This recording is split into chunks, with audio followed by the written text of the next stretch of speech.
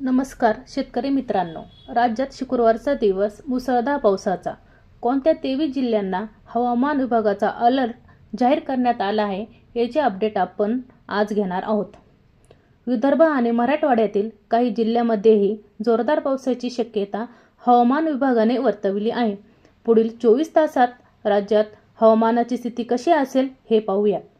राज्यातील मुंबई, पुणे आणि नाशिक अशा मोठ्या शहरांबरोबरच पालघर, ठाणे, रायगड, रत्नागिरी आणि सिंधुदुर्ग त्याच पद्धतीने कोल्हापूरच्या घाटमाथ्यावर मुसळधार पाऊस होत असल्याचे पाहायला मिळत आहे.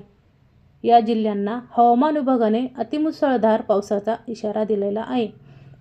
नाशिक आणि पुण्याच्या घाट परिसर तसेच पालघर जिल्ह्याला पुढील काही तासासाठी हवामान विभागाने रेड अलर्ट जाहीर केला आहे. तर विदर्भ आणि मराठवाड्यातील काही जिल्ह्यांमध्येही जोरदार पावसाची शक्यता हवामान विभागाने वर्तवली आहे.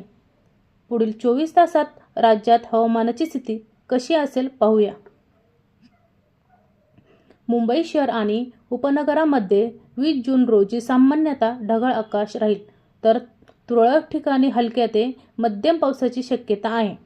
तर कोकण विभागातील सर्व जिल्ह्यांना हवामान विभागाने येलो अलर्ट जाहीर केलेला आहे असून अनेक ठिकाणी मुसळधार पावसाची शक्यता वर्तवली आहे. पालघर, ठाणे, रायगड, रत्नागिरी आणि सिंधुदुर्ग या सर्व जिल्ह्यांमध्ये तुरळक ठिकाणी मुसळधार पावसाची शक्यता आहे. पश्चिम महाराष्ट्राच्या बाबतीत बोलायचं झाल्यास पुण्याच्या घाट परिसराला 20 जून रोजी ऑरेंज अलर्ट देण्यात आलेला आहे. त्याचबरोबर सातारा आणि कोल्हापूरच्या घाट परिसरात मुसळधार पावसाची शक्यता आहे. तर सातारा, सांगली, सोलापूर आणि कोल्हापूर जिल्ह्यामध्ये तुरळक ठिकाणी हलका ते मध्यम पाऊस होऊ शकतो.